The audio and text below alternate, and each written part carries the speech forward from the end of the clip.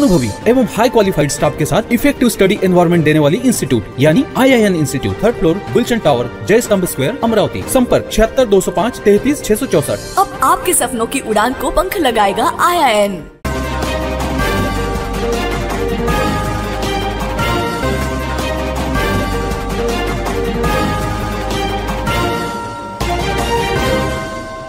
नमस्कार, सिटी न्यूजच्या बातमीपत्रात प्रेक्षकांचं मनपूर्वक स्वागत। आज दिनांक 28 मार्च 2024, वार गुरुवार।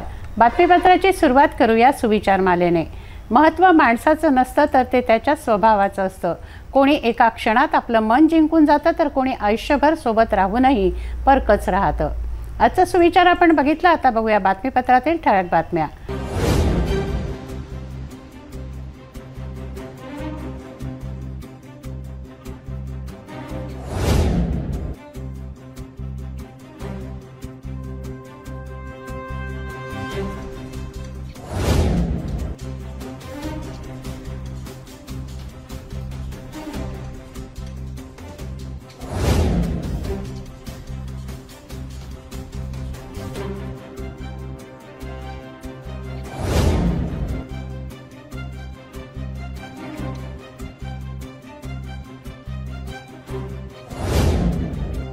आपण ठळक बातम्या बघितल्या, आता घेऊया छोटासा ब्रेक।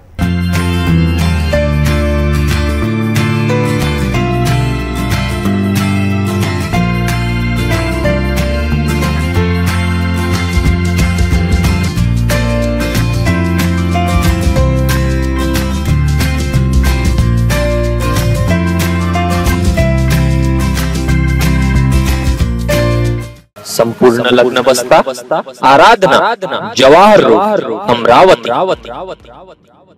नमस्कार। अमरावती महापालिकेने ये साल मालमत्ता कर यानी प्रॉपर्टी टैक्स को रिवीजन किया है और रिवीजन करते समय भी अभी मैंने फाइनल जो किया है उसको बहुत सारी छूट दी है। ये छूट का फ़ायदा लेके सब नागरिकों ने टैक्स भरना करावा, मैं इतनी विनती करता हूँ। और ये करते समय भी लास्ट ईयर जो मालमत्ता धारक ने टैक्स भरा नहीं है उनको 2% से चक्रवृद्धि ब्याज से उसके ऊपर ब्याज लगा है। अगर वो नागरिक भी ये साल 100% टैक्स भरना करते हैं तो उनको ये 100% 2% का ब्याज माफ करने की मैं अभी यहाँ पे घोषणा करता हूँ। ब्रेक नंतर बघूया सविस्तर बातम्या। अमरावती लोकसभा निवडणुकीसाठी 28 मार्चला उमेदवार नामनिर्देशन अर्ज वितरण आणि स्वीकृती करण्यास सुरुवात झाली। जिल्हाधिकारी कार्यालयात सकाळी 11 ते दुपारी 3 वाजेच्या दरम्यान नामनिर्देशन अर्ज देण्यात आले। प्रति नामनिर्देशन अर्ज 100 रुपये याप्रमाणे वितरण करण्यात आलं। यात भाजपाच्या उमेदवार नवनीत राणा यांच्याकडून त्यांचे प्रतिनिधी ॲडव्होकेट चंद्रशेखर डोरले, विवेक गुहे, जितू उर्फ सूर्यकांत दुधाने, विनोद जयस्वाल यांनी नामनिर्देशन अर्जांची उचल केली, तर काँग्रेस पक्षाचे उमेदवार बळवंत वानखडे यांच्याकडून त्यांचे प्रतिनिधी निलेश श्रीवंत वानखडे यांनी अर्जाची उचल केली। रिपब्लिकन सेनेचे उमेदवार आनंदराज आंबेडकर यांच्या नामनिर्देशन अर्जाची उचल त्यांचे प्रतिनिधी विनायक दुधे यांनी केली। एकाच दिवशी 43 जणांनी 75 अर्जांची उचल केली आहे। अमरावती लोकसभा निवडणूक दरम्यान 28 मार्चला उमेदवार नामनिर्देशन अर्ज वितरण आणि स्वीकृत करण्यास सुरुवात करण्यात आली। जिल्हाधिकारी कार्यालय येथे सकाळी 11 ते दुपारी 3 वाजताच्या दरम्यान नामनिर्देशन अर्ज देण्यास सुरुवात करण्यात आली। 100 रुपये प्रति नामनिर्देशन अर्ज वितरणास सुरुवात करण्यात आली। यात भाजपच्या उमेदवार नवनीत राणा यांच्याकडून त्यांचे प्रतिनिधी ॲडव्होकेट चंद्रशेखर डोरले, विवेक गुहे, जितू उर्फ सूर्यकांत दुधाने, विनोद जयस्वाल यांनी नामनिर्देशन अर्जाची उचल केली, तर काँग्रेस पक्षाचे उमेदवार बळवंत वानखडे यांच्याकडून त्यांचे प्रतिनिधी निलेश श्रीवंत वानखडे यांनी अर्जाची उचल केली। रिपब्लिकन सेनेचे उमेदवार आनंदराज आंबेडकर यांच्या नामनिर्देशन अर्जाची उचल त्यांचे प्रतिनिधी विनायक दुधे यांनी अर्जाची उचल केली। माजी आमदार कॅप्टन अभिजित अडसूळ या उमेदवाराच्या नामनिर्देशन अर्जाची उचल शिवसेना शिंदे गट जिल्हा अध्यक्ष निशांत हरणे यांनी उचल केली। डॉक्टर राजीव जामटे या उमेदवारांच्या नावाच्या अर्जाची उचल ऋषभ हिवसे, तर वासुदेव नामदेवराव वानखडे, दिगंबर वामन भगत, राहुल लक्ष्मण मोहोड, क्रांतीवीर ज्ञानेश्वर मानकर, भाऊराव संपत वानखडे, संतोष बंडूजी कोल्हे, प्रदीप गंगाधर महाजन, सुरेश पुंडलिक मेश्राम, रवी गुणवंत वानखडे, सुरेश मारुती मेश्राम, गुड्डू मनोज इंगडे, नितेश बबलूलाल तायडे, सूरज सुभाष कांबळे, सुमित्रा साहेबराव गायकवाड, संजय पिंजरकर, अविनाश दनवटे, ॲडव्होकेट राजू जामनेकर, अनिल ठवरे, पुरुषोत्तम भजगवरे, अतिश ओमकार मोहोड, अमोल सुभाष खोडे, राजेश तुळशीराम खडे, मीनाक्षी कडू, सय्यद अजीम महम्मद सय्यद, नरेंद्र मोंडे, अवधूत तायडे, सागर दिलीप गवई, संजय महाजन, विवेक हिवराडे, विजय यशवंत विलेकर, तात्यासाहेब जगदेव मेश्राम, प्रफुल्ल वाकोडे अशा एकूण 43 उमेदवारांच्या नावाची पहिल्याच दिवशी त्यांच्या प्रतिनिधीने 75 नामनिर्देशन अर्जाची उचल करण्यात आली। यात केवळ व्यंकटेश्वरा महास्वामी उर्फ दीपक या उमेदवारांनी स्वतः अर्जाची उचल करून नामनिर्देशन अर्ज जिल्हाधिकारी सौरभ कटियार यांच्या हाती सोपविणारे पहिल्याच दिवशी पहिले उमेदवार ठरले आहे। लोकसभा निवडणुकीची धुमश्चक्री सुरू झाली आहे। 28 मार्चपासून निवडणूक प्रक्रिया सुरू झाली आहे। 28 मार्चला लोकसभा निवडणुकीची अधिसूचना जारी झाली। उमेदवारांकडून अर्जांची उचल करण्यात आली आहे। त्यात 28 मार्चला दुपारपर्यंत 27 नामांकन अर्ज उचलले गेले। भाजपच्या नवनीत राणांकडून 4 अर्जांची उचल तर काँग्रेसचे बळवंत वानखडेंच्या प्रतिनिधींनी 4 अर्ज उचलले आहेत। 4 एप्रिलपर्यंत उमेदवारांना नामांकन दाखल करता येणार आहे। 5 एप्रिलला नामांकन अर्जांची पडताळणी केली जाईल। 8 एप्रिलला उमेदवार आपला अर्ज मागे घेऊ शकतात। 26 एप्रिलला अमरावतीमध्ये मतदान होणार आहे तर 4 जूनला मतमोजणी केली जाणार आहे। यंदा मतमोजणी बडनेरा मार्गावरील नेमाणे गोडाऊनऐवजी विद्यापीठ मार्गावरील लोकशाही भवन येथे आहे। 28 मार्चला लोकसभा निवडणुकीची अधिसूचना जारी झाली आहे। उमेदवारांकडून अर्जाची उचल करण्यात आली। त्यात 28 मार्चला दुपारपर्यंत 27 नामांकन अर्ज उचलले गेले। एप्रिल 2024 रोजी होणाऱ्या अमरावती लोकसभा निवडणुकीच्या अनुषंगाने भारतीय जनता पक्ष, मित्र महायुती आणि मित्र पक्षांच्या वतीने अमरावती लोकसभा मतदारसंघाची उमेदवारी माननीय खासदार सौभाग्यवती नवनीतताई रवी राणा यांना मिळालेली आहे आणि आज नामनिर्देशन पत्र उचलण्याचा हा पहिला दिवस आहे। पहिल्याच दिवशी भाजपाच्या वतीने माननीय चंद्रशेखरजी डोरले यांनी खासदार सौभाग्यवती नवनीतताई रवी राणा यांचा एक फॉर्म उचललेला आहे आणि या महायुतीतील घटक पक्ष म्हणून युवा स्वाभिमान पार्टीच्या वतीने आम्ही सुद्धा एक नामनिर्देशन पत्र या ठिकाणी उचललेलं आहे।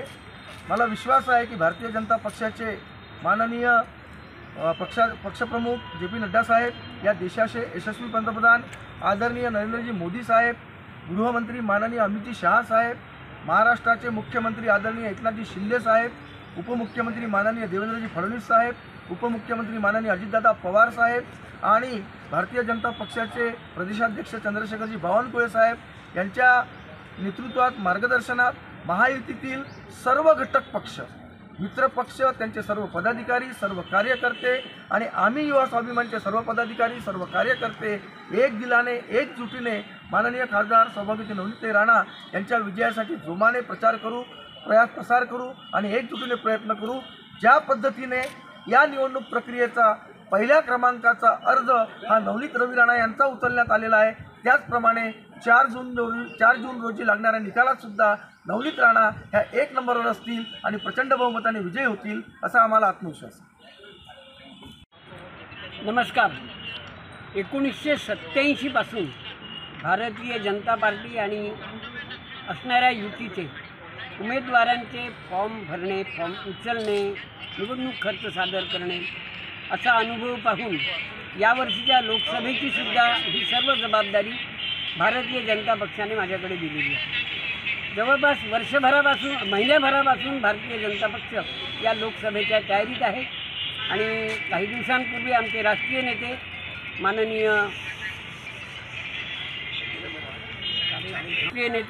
माननीय अमितभाई शहा यांनी अकोल्यामध्ये या लोकसभेच्या तयारीकरता बैठक बोलावली होती।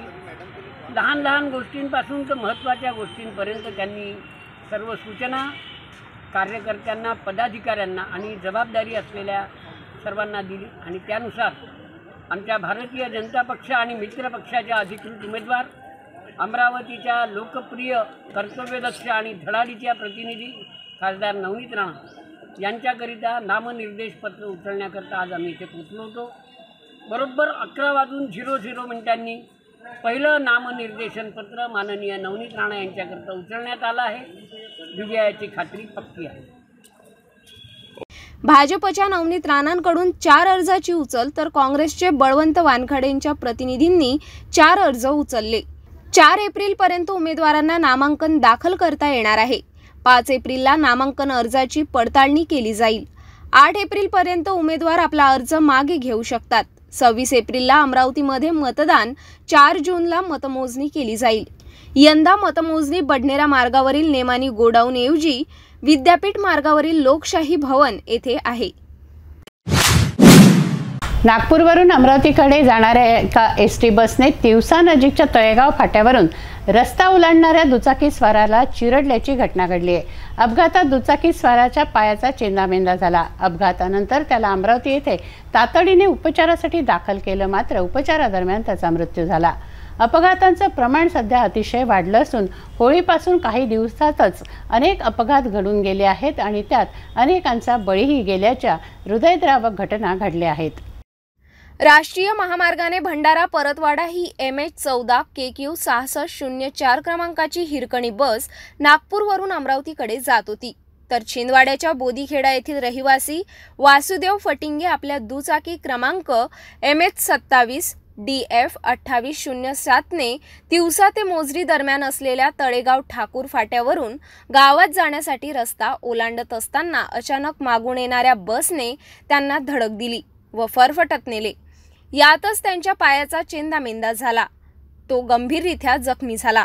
अपघातानंतर त्याला तातडीने गंभीर अवस्थेत रुग्णवाहिकेने अमरावती येथे उपचारार्थ दाखल करण्यात आले, मात्र तेथेच वासुदेव फटिंगेंचा मृत्यू झाला।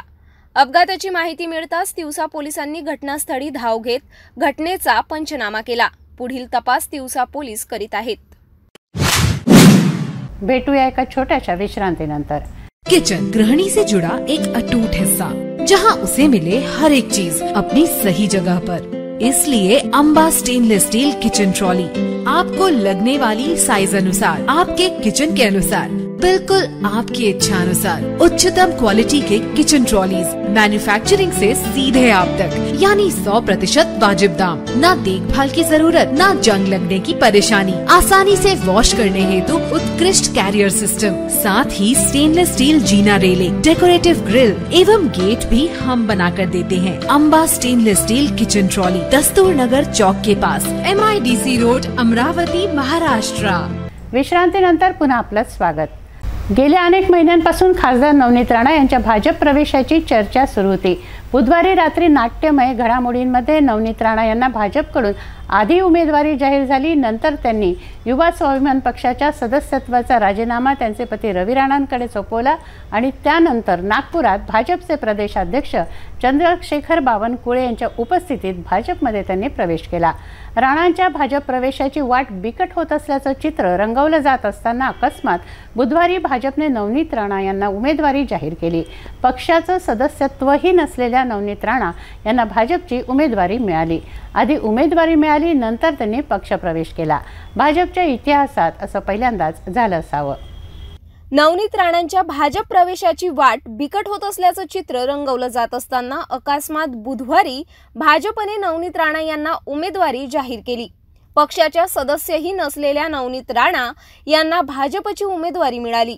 गेल्या अनेक महिन्यांपासून खासदार नवनीत राणा यांच्या भाजप प्रवेशाची चर्चा सुरू होती, मात्र बुधवारी रात्री नाट्यमय घडामोडी घडल्या आणि नवनीत राणा यांना भाजपकडून आधी उमेदवारी जाहीर झाली। नंतर त्यांनी युवा स्वाभिमान पक्षाच्या सदस्यत्वाचा राजीनामा दिला। त्यांचे पती रवी राणांकडे राजीनामा सोपवला। त्यानंतर नागपुरात भाजपचे प्रदेशाध्यक्ष चंद्रशेखर बावनकुळे यांच्या उपस्थितीत भाजपमध्ये नवनीत राणा यांनी प्रवेश केला। मी प्रदेशाध्यक्ष चंद्रशेखरजी बावनकुळे यांना विनंती करतो की त्यांनी भारतीय जनता पक्षाचा दुपट्टा घालून नवनीतजी राणा यांना भारतीय जनता पक्षामध्ये प्रवेश द्यावा आणि प्रभू श्रीरामचंद्राची मूर्ती सुद्धा हनुमानजीची मूर्ती सुद्धा त्यांना द्यावी।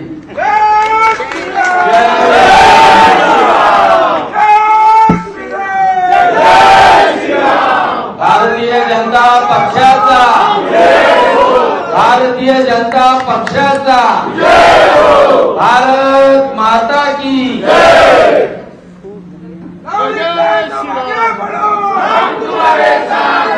फिर से एक मोदी सरकार, फिर से एक बार मोदी सरकार, अब की बार, अब की बार। आदरणीय नरेंद्रजी मोदी, आमचे देशाचे गृहमंत्री आदरणीय अमित शाहजी, आमचे राष्ट्रीय अध्यक्ष नड्डा साहेब, आमचे राज्याचे उपमुख्यमंत्री देवेंद्र फडणवीसजी, प्रदेशाचे अध्यक्ष आमचे बावनकुळे साहेब, आमचे राज्यसभा मेंबर बोंडे साहेब, रवीजी, पोटे दादा आणि तडस दादा, आमचे सुनील भाऊ खासदार, कुलकर्णी दादा, कोठेकर दादा, दिनेश भाऊ आणि राजेश भाऊ, सगळ्यांचे मनापासून मी खूप खूप आभारी आणि धन्यवाद आहे। आणि मी खूपदा हेच म्हटलं आहे की गेल्या 5 वर्षापासून काम करत असताना, ज्या इंडिया घटक म्हणून मी गेल्या 5 वर्ष त्या केंद्रामध्ये रिप्रेझेंट करत असताना, मोदीजींच्या विचारावर देशाला पुढे आपण कसे आणलं पाहिजे, ज्या पद्धतीने आमचे आदरणीय प्राईम मिनिस्टर काम करत आहे आणि गृहमंत्रीजी जे काम करत होते, त्याच विचाराने मी गेल्या 5 वर्षापासून काम करत होती एनडीएचे घटक म्हणून। काही लोकांनी विचारलं की आता आपण एक इंडिपेंडेंट पासून एक पक्षामध्ये आले तर कसं। माझी विचारधारा कधीही वेगळी नव्हती, आम्ही घटक म्हणून काम केलं, पण तोच विचारधारांनी 5 वर्ष पूर्ण केले। आणि बावनकुळे साहेबांचा नेहमी आणि आमचे देवेंद्र दादाचं नेहमी आमच्यासोबत पाठिंबा राहिलेलाच आहे। ते आमच्या पाठीशी होतेच। 2014 पासून रवीजी एक विधानसभा सदस्य म्हणून, एक आमदार म्हणून त्यांच्या पाठीशी होते। ऑपोजिशन मध्ये बसलो तरी आम्ही त्यांच्या सोबतच होतो। ऑपोजिशन मध्ये राहून पूर्ण वेळ ते 33 महिने आम्ही पूर्ण लढा दिला। मोदीजींच्या विचाराला महाराष्ट्रामध्ये कुठेही दबू दिलं नाही आणि ते नेहमी आवाज उचलत गेलो। ऑपोजिशन मध्ये असतानाही सुद्धा सोबत होतो आणि जेव्हा सरकार आली तेव्हाही आम्ही सोबत आहे, कारण विचारधारा एक असल्याने आम्ही वेगळे होऊ शकत नाही। आणि आज बावनकुळे साहेबांच्या हातून आज भाजप पक्षामध्ये आज माझा प्रवेश झाला, त्याच्यासाठी दादा आपला मनापासून खूप खूप धन्यवाद। आणि आमचे एक साधी कार्यकर्ता म्हणून, कारण स्वाभिमानमध्ये काम करत असताना गेल्या 12-13 वर्ष काम केलं, एक छोटे संघटनांनी एवढं मोठं एक आमदार घडवलं आणि खासदार घडवलं आणि त्याच्यानंतर एक मोठी पक्ष जेव्हा भाजप सारखं नॅशनल पार्टी आपल्याला जेव्हा साथ देते, तर मला वाटते की आपली मेहनत, आपला डेडिकेशन, ग्रासवर काम करणारे लोकांना मोदीजी आणि भाजप आणि आमचे सगळे पदाधिकारी, आमचे बावनकुळे साहेब, देवेंद्रजी नेहमी त्यांच्या पाठीशी राहतात। हे त्यांनी मला आज उमेदवारी घोषणा करून हे दाखवून दिलं की हार्डवर्क ऑलवेज पेज। दादा त्याच्यासाठी आपलं आणि मी एक साधी कार्यकर्ता म्हणून पक्षाच्या आणि मोदीजींचं जे टार्गेट आहे अबकी बार 400 पार, ते 400 मध्ये अमरावती राहीन एवढं निश्चित मी आपल्याला सांगू शकते। आणि महाराष्ट्रामध्ये जिथे जिथे एक कार्यकर्ता म्हणून मला जिथे जिथे आदेश देण्यात येईल तिथे तिथे जाऊन मी नक्की माझे पार्टीसाठी, भाजप पार्टीसाठी आणि माझे नेत्यांसाठी जेवढी मेहनत आणि डेडिकेशन करावी लागली तेवढी मी नक्की करन। आणि आज भाजपमध्ये प्रवेश घेऊन भाजपाची एक कार्यकर्ता आणि डेडिकेटेड कार्यकर्ता म्हणून आजच्या पुढे जेही कर्तव्य मी करन ते एक कार्यकर्ता म्हणून या पार्टीची डेडिकेटेड म्हणून आणि सगळे माझे जेवढेही सिनियर पार्टीचे कार्यकर्ता, आमदार आणि सगळ्यांना मनापासून खूप खूप धन्यवाद करते की आपलं प्रेम आणि आशीर्वाद आणि आपण सगळ्यांनी मिळून मोदीजींचं 400 पार हा स्वप्नाला साकार करण्यासाठी आपण सगळे माझे पाठीशी राहील एवढीच विनंती आपल्याला करते। आणि देवेंद्रजींचं स्पेशली मी खूप मनापासून दादांचं धन्यवाद करन, कारण 19 मध्ये आमच्या पाठीशी होते, कसे पाठीशी होते आणि काय होते सगळे तुम्हाला सांगण्याची काही गरज नाही। आणि आजही सुद्धा गेल्या 5 वर्षापासून विकासासाठी ते आमच्या पाठीशी राहिले। धन्यवाद. आपकी बार अमरावतीकर बाबा, थोडा आवाज तर दिसला पाहिजे. पहिले उमेदवारीनंतर पक्षप्रवेश असं भाजपच्या इतिहासात पहिल्यांदाच घडलं असावं. मुझे लगता है मैंने पिछले 5 वर्षों से एज ए एनडीए की एक घटक करके अमित शाह जी, हमारे नरेंद्र मोदी जी, देवेंद्र फडणवीस जी, नड्डा साहब और बावनकुळे साहब, हमारे जो नेता जिनको बोला है उनके ही विचारों पे मैं पिछले 12-13 वर्षों से काम कर रही हूँ. और जिनको नेता माना और उनके आगे मुझे नहीं लगता है कार्यकर्ता कोई जाता है.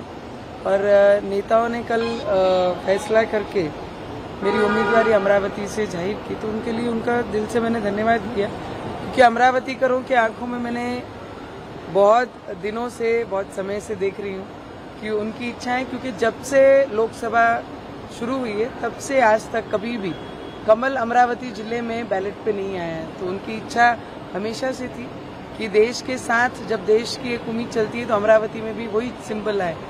मुझे लगता है अमरावतीकरों की तरफ से मैंने मोदी जी का कल बहुत बहुत धन्यवाद किया. कल रात में अर्जेंट में पहले सीट डिक्लेयर होती है और फिर जाके प्रवेश करते हैं. और आज मैं देवेंद्र जी को मिलने आई हूँ, दादा को हमारे, तो यहाँ से मैं दिल्ली जाऊंगी. स्थानीय स्तर पर जो भाजपा के सहयोगी दल हैं उनका विरोध भी देखने को मिल रहा है. वो नाराज है, आपको टिकट मिल गया, उनके नहीं, या उनके मुझे लगता है रवि जी भी एक एनडीए के घटक करके 2014 से देवेंद्र जी के साथ थे. ऑपोजिशन में जब आई सरकार तब भी रवि जी देवेंद्र फडणवीस जी के साथ थे. तो हम ऐसे घटक हैं कि समय आया तो साथ रहो और समय खराब है तो छोड़ दो. ऐसे घटकों में से हम नहीं हैं.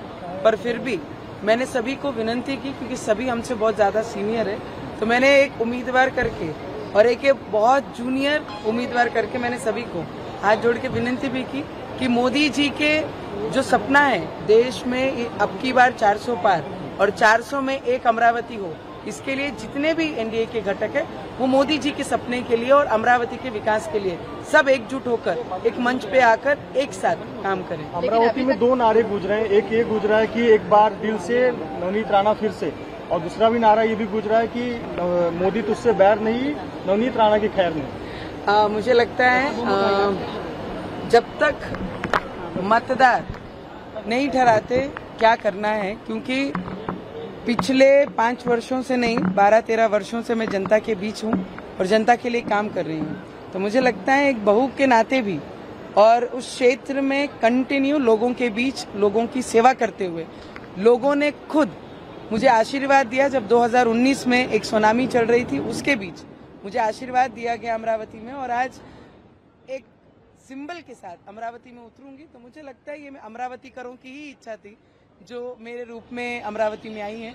तो मेरी जनता मुझे बहुत सारा प्यार और बहुत सारा आशीर्वाद मेरे साथ रखेगी, इतना मुझे विश्वास. मैंने आपको सीधे स्पष्ट शब्दों में कहा है, बहुत सीनियर है मुझसे जितने भी एनडीए के गठ और जो भी नेता हैं, कि सभी ने एक होकर मोदी जी का जो सपना है देश के विकास के लिए और अमरावती के विकास के लिए सबने एक मंच पर आकर साथ देना चाहिए और अमरावती का विकास करना चाहिए. मराठी में कोई बात नहीं हुई है क्या?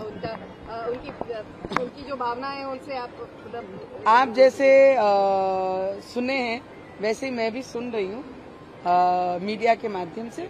पर हमारी कोशिश जरूर रहेगी कि हम सब साथ में आकर मंच पे मोदी जी के सपने के लिए और इस बार 400 पार के लिए काम करें. तो एनडीए के उम्मीदवार के लिए बहुत मुश्किल होने वाला है, टफ होने वाला है. आप उधर रहेंगे, कितना कॉन्फिडेंस है, कितना वोटों से जीतेंगे? वोट तो मेरे मतदार ठहराएंगे. मैंने काम किया है, मैं काम लेके मेरे लोगों के बीच में जाऊंगी और एक बहू के नाते भी और कंटिन्यू क्षेत्र में लोगों की सेवा की है मैंने, तो लोगों का आशीर्वाद और प्रेम मेरे साथ हमेशा रहेगा, इतना मुझे कॉन्फिडेंस है. एक मामला आपका कास्ट सर्टिफिकेट का कोर्ट में लंबित है और हो सकता है सुप्रीम कोर्ट में फैसला भी आए, क्या वो सेटबैक हो सकता है आपके लिए? उसके लिए आप तैयार हैं? क्या कुछ होगा? देखिए, नारी के साथ संघर्ष है, ये हमने जन्म से पहले ही हम संघर्ष लेके आते हैं और वो संघर्ष में करते करते 12-13 वर्ष इस क्षेत्र में मैंने पूरा किया है और आगे भी संघर्ष की हमेशा तैयारी रखती हूँ. आखिरी सांस तक नारी को संघर्ष रहता है और संघर्ष हमेशा के लिए तयार रहती हूँ और उसको सामना करते रहती हूँ. मराठीमध्ये तुम्ही आज उपमुख्यमंत्री देवेंद्र फडणवीस यांची भेट घेताय, उमेदवारी जाहीर झालेली, काय सांगा? मला वाटते देवेंद्र फडणवीसजी आमचे आदरणीय आमचे नेते आहे आणि नेहमी त्यांनी 2019 असो त्याचे आधी रवीजी त्यांच्यासोबत 2014 पासून एक घटक म्हणून त्यांच्यासोबत काम केलेलं आहे आणि असं नाही आहे की जेव्हा ऑपोजिशनमध्ये होते तर रवीजी आणि आम्ही सोडून त्यांना बाहेर पडलो नाही. ऑपोजिशनमध्ये बसलो, संघर्ष केला, मैदान सोडलं नाही, त्यांची साथ सोडली नाही राज्यामध्येही आणि केंद्रामध्येही. तर मला वाटते की दादांनी जे ठरवलं आमचे त्याप्रमाणे आम्ही काम करत आणि आज त्यांची भेटी घ्यायला आणि आशीर्वाद घ्यायला मी मुंबई आली आणि इथून मी दिल्ली जाणार. आमदार बच्चू कडू आणि आनंदराव अडसूळ यांनी नाराजगी व्यक्त केली आहे. मला वाटते की वेळ जसं जसं निघन तसं तसं आपल्याला सगळी गोष्टी पाहायला लागते आणि मला एवढा विश्वास आहे की मोदीजींचं ज्यांना स्वप्न पूर्ण करायचं आहे आणि देशाचा विकास करायचा आणि अमरावतीचा विकास करायचा आहे ते नक्की मंचवर येतील, मतभेद सोडून सगळ्यांना एकमेकाला साथ देतील. पिछली बार तो आपने दिल्ली जीती थी, इस बार भाजपा ने उम्मीदवार बनाया, पहली प्रक्रिया आपकी उम्मीदवारी मिलने के बाद. अमरावती लोकसभा निवडणुकीकरता सर्व पक्षांनी आपले उमेदवार जाहीर केले. त्याचप्रमाणे वंचित बहुजन आघाडीकडून प्राजक्ता पिल्लेवान यांना उमेदवारी जाहीर केली आहे. उमेदवारी जाहीर केल्यानंतर वंचित बहुजन आघाडीनं 28 मार्चला पत्रकार परिषद घेतली. या पत्रकार परिषदेला वंचित बहुजन आघाडीचे युवा प्रदेशाध्यक्ष निलेश विश्वकर्मा व वंचित बहुजन आघाडीचे लोकसभेच्या उमेदवार प्राजक्ता पिल्लेवान उपस्थित होत्या. आपलं सर्वांचं स्वागत. खऱ्या अर्थानं निवडणूक लढणे हाच राजधर्म. वंचित आघाडी पक्ष म्हणून या राजधर्माला अनुसरून आज अमरावती लोकसभेत आमच्या उच्च शिक्षित उमेदवार प्राजक्ताजी आपल्यासमोर आहेत. या लोकसभेत सातत्यानं लोकांचे मतं घेऊन आणि कुठंतरी जे विकास काम व्हायला पाहिजे त्या या जिल्ह्यात झालेले नाहीत. मग ते विमानतळ असेल, उद्योगधंदे असतील, स्कायवॉक असतील, ज्या मोठे मोठे प्रचार ज्या लोकांनी केले आणि आज ते मागच्या वेळीची अनेक धर्माची जी मतं घेऊन ज्या मतावर त्यांनी लोकसभा मिळवली त्यानंतर आज त्यांनी पक्षप्रवेश केलेला आहे. आज आमचा उमेदवार हा उच्च शिक्षित आहे, याच भूमीतला आहे आणि खऱ्या अर्थानं युवा आहे म्हणून मोठ्या ताकदीनिशी या लोकसभेची चांगली कामं करण्याचं आमचं ध्येय आहे. पक्षाचं धोरण सध्या बाळासाहेब आंबेडकरांनी जे सांगितलं ते करून दाखवलेलं आहे. भंडारा गोंदियाला गजाननजी केवट ढिवस समाजाचे, गडचिरोली चिमूरला पांडुरंगजी मडावी यांना गोंड समाजाला उमेदवारी दिली. चंद्रपूर येथे राजेजी बेले हे तेली समाजाचे उमेदवार दिले. वसंत राजारामजी मगर बुलढाण्याला हे माळी समाजाचे उमेदवार दिले. अकोला येथे स्वतः बाळासाहेब आंबेडकर आहेत. अमरावती येथे जे आमच्या उमेदवार आहेत प्राजक्ता तारकेश्वर पिल्लेवान या बौद्धिस्ट समाजाच्या आहेत आणि वर्धा येथून प्राध्यापक राजेंद्र साळुंके मराठा समाजाचे आहेत. यवतमाळ वाशिम येथून बंजारा समाजाचे सुभाष खेमसिंग पवार दिलेले आहेत. सातत्यानं वंचित समुदायासाठी बाळासाहेब आंबेडकरचं जे धोरण आहे या तिकिटीमधून तुम्हाला दिसत आलं की या जेवढे राजकीय पक्ष आज फक्त मतांसाठी सांगतात की या समाजाने मतदान केलं पाहिजे, वंचित शोषित जे सत्तेपासून दूर राहिलेलं आहे त्या समुदायाला न्याय देण्याचं काम श्रद्धेय बाळासाहेब आंबेडकरांनी वंचित बहुजन आघाडीने दिलेलं आहे. अमरावती जिल्ह्याच्या 3 दिवसांनी झालेल्या मेळाव्यात सर्व जिल्ह्यांनी ठरवलं आणि तो ठराव करून राज्याकडे पाठवला आणि राज्याकडून ज्या समितीने नियुक्ती केली आहे त्या अनुषंगानं आपला उमेदवार आपल्या पुढे आहे. या पुढच्या काळात सातत्याने मीडिया आमच्यासोबत राहिलेली आहे. या लोकसभेत आपण ताकदीशी आमच्यासोबत राहावं आणि एक नवीन पर्याय लोकांना आपण वंचितच्या मध्ये देतोय एवढंच बोलतो. आपले प्रश्न पत्रकारांनी प्राजक्ता पिल्लेवान यांना निवडणुकी संदर्भात किंवा लोकसभेसंदर्भात प्रश्न विचारले. पिल्लेवान यांनी यावर बोलणं टाळलं. मी 4 तारखेनंतर बोलणार असं प्राजक्ता पिल्लेवान यांनी म्हटलं. पत्रकारांच्या कोणत्याही प्रश्नांची उत्तरं त्यांनी दिली नाही.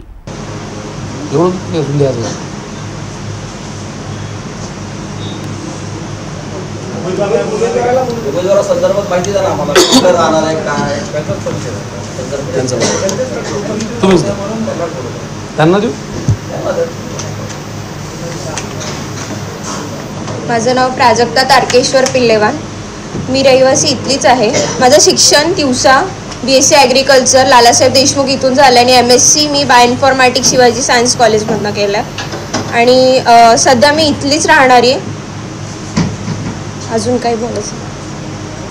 सामाजिक कार्यात माझे आजोबा नागपूर जिल्हा परिषदमध्ये शिक्षण व बांधकाम सभापती असल्यामुळे माझ्या रक्तात त्या गोष्टी असल्यामुळे बॅकग्राऊंडमध्ये माझ्या त्या सगळ्या गोष्टी आहेत आणि त्यांनाच एक मार्गदर्शन त्यांच्याकडनंच घेऊन मी पुढे इथे काम करायचं ठरवलेलं आहे. त्यासाठी माझे प्रयत्न सुरूच आहेत. अमरावती लोकसभा माझं शिक्षण इथेच झालं असल्यामुळे मी इथून काम करायचं. लोकसभा के लिए क्यों उतरे? बाकी कोई हो सकता है एकदम लोकसभा की उम्मीदवारी क्यों ली आपने? क्या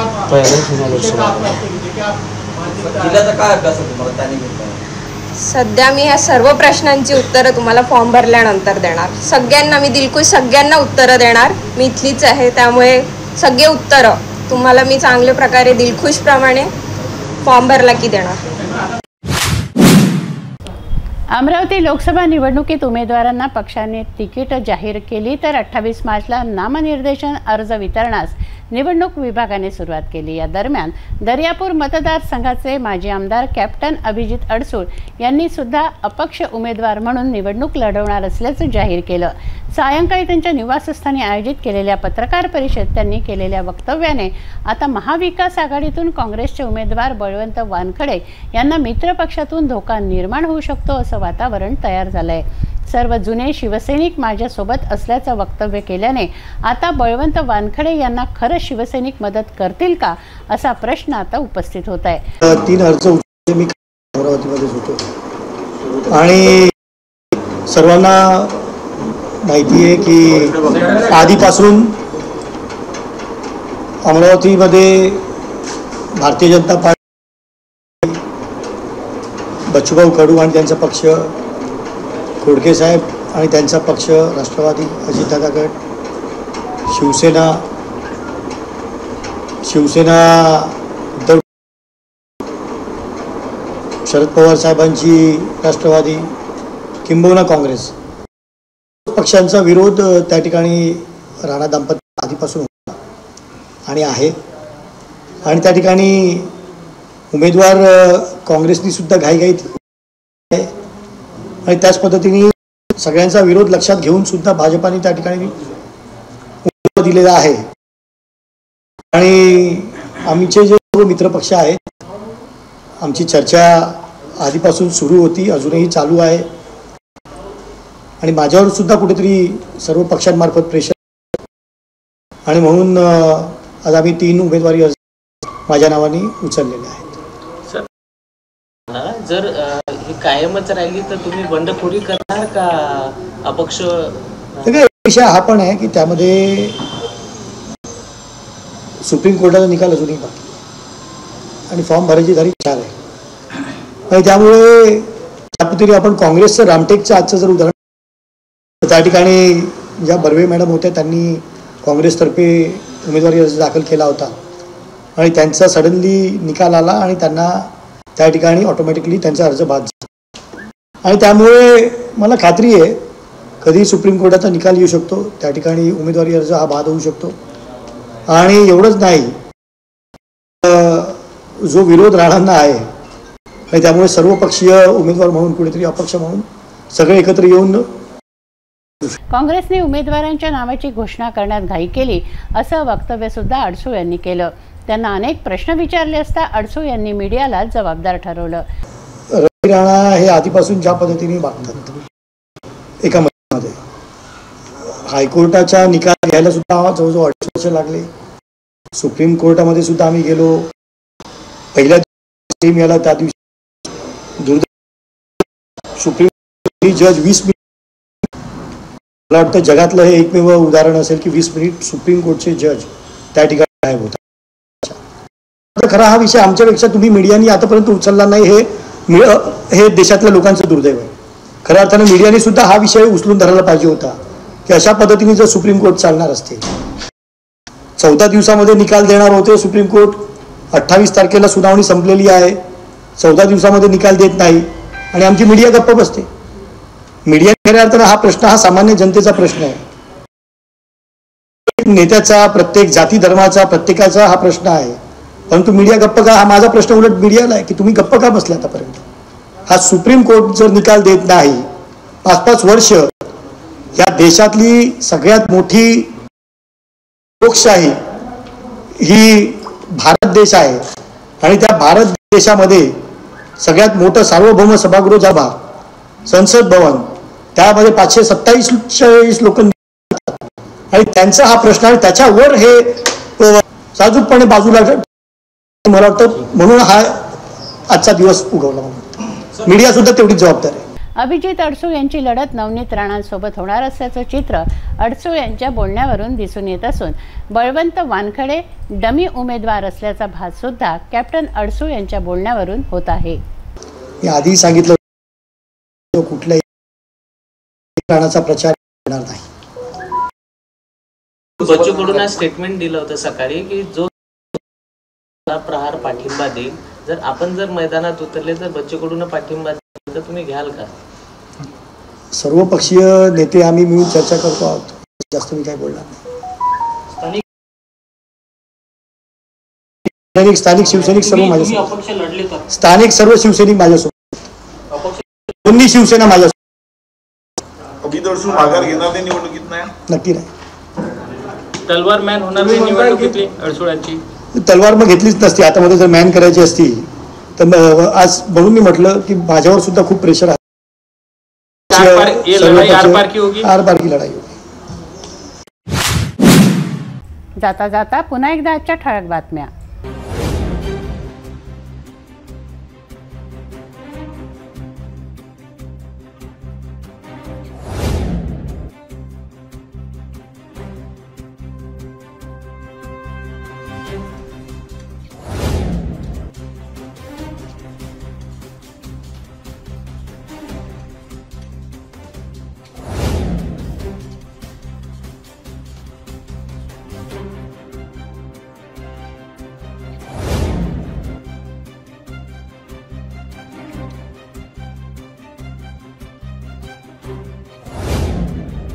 आपण आता सिटी न्यूज चॅनल आपल्या टीव्हीवर सुद्धा बघू शकता. यामध्ये GTPL channel number 73, Fastway channel number 256, city cable channel number 92वर. जर आपल्या टीव्हीवर सिटी न्यूज चॅनल दिसत नसेल तर आपण आपल्या केबल ऑपरेटरशी संपर्क करावा. आपण सिटी न्यूज केबलच्या व्यतिरिक्त यूट्यूब, फेसबुक, इंस्टाग्राम आणि ट्विटरवर सुद्धा बघू शकता. याकरता सोशल मीडिया अकाउंट सबस्क्राईब करा, फॉलो करा, लाईक करा. यूट्यूब अकाउंट सबस्क्राईब करण्याकरता सबस्क्राईब बटनला क्लिक करा आणि बेल आयकॉन दाबायला विसरू नका, कारण सर्वात आधी बातमी आपल्यापर्यंत पोहोचणार आहे. तसंच सिटी न्यूजचं फेसबुक पेज लाईक करा, इंस्टाग्राम आणि ट्विटर हँडल फॉलो करा. आपण व्हॉट्सॲपवर सुद्धा सूचना देऊन न्यूज प्राप्त करू शकता. व्हॉट्सॲप नंबर स्क्रीनवर येत आहे. हे बातमीपत्र एवढ्यावरच थांबूया. पुन्हा भेटूया नवीन घडामोडींसह. नमस्कार.